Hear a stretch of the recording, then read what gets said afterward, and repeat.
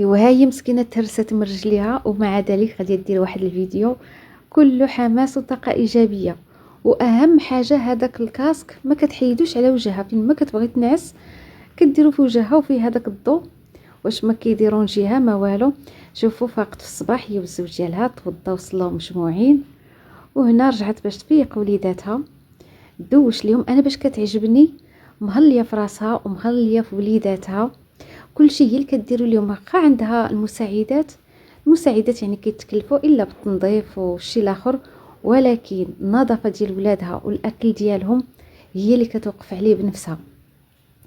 جا داها راجلها باش تمشي تعيش حياتها، يعني هي كتوريكم كيفاش تهلاو في راسكم، تهلاو في وليداتكم في عائلتكم، ما تبقاوش كتخبيو الفلوس.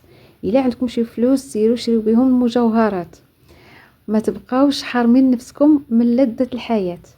ما شاء الله عليها. وليداتها جاو عندها مع الصباح. هذه راه قبل هذا الفيديو، راه قبل مسكينه ما تهرس من رجليها. يعني هادو هما الروتينات اللي كانت كتشارك في القناه ديالها. شوفوا اللباس ديالهم، هادو اندونيسيا. شوفوا هذا هو اللباس التقليدي ديالهم. ضروري الراجل كيدير هذيك الصايه على، يعني كيلبس الصايه هو وولده، وكلهم لابسين الموف. هي وبنتها لابسين بحال بحال، والصيكان بحال بحال، هي الصاك الكبير وبنتها الصاك الصغير. وشوفوا ولدها وراجلها لابسين هذاك اللباس التقليدي ديالهم. ما شاء الله.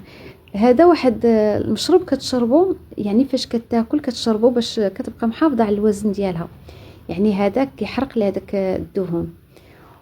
وهي اللي كتوجد الفطور، كتوجد الفطور، الاكل، اي حاجه هي اللي كتكلف بها لولادها، وهي اللي كتنظف ليهم، هي اللي كتلبسهم. ولكن هذاك الشيء الاخر ديال التنظيف، ديال التصبين، اي حاجه هذه يعني كيتكلفوا بها المساعدات. ما شاء الله. كتوريكم كيفاش تعيشوا حياتكم، طلعوا في راسكم.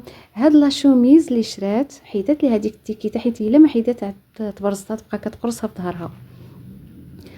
وتستمتعوا مع وليداتكم في الحمام.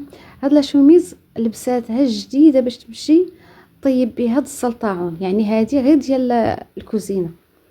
شفتوا الحوايج ديال الكوزينه خاصكم تمشيو تشريو لا مارك باش تدخلوا طيبوا الحوت او لا ديروا شي حاجه في الكوزينه. وما شاء الله محافظه على الصلاه ديالها هي وليداتها، يعني صلاه جماعيه.